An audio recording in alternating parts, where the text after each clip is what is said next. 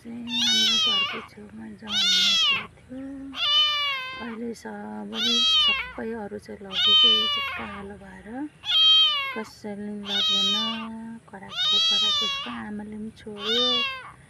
कसैलाई चाहिन्छ भने भन्नुहोस् है। हेर्नुहोस् त, हामीले कसैले नपाल्दो रहेछ। भात दिँदै राखेको छु। घिउ र भात मोलेर दिएको, मसँग केही थिएन। कस्तो मजाले खाँदैछ भने आम्मामा,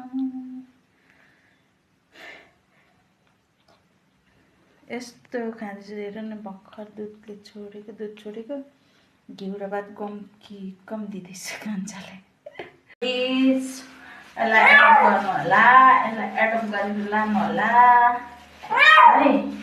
ल मैलेको के गर्नु, मैलेको बसिरहेछ मजाले। अहिले नुहाएर राखिदिएको, आनन्दले बसिरहेछ।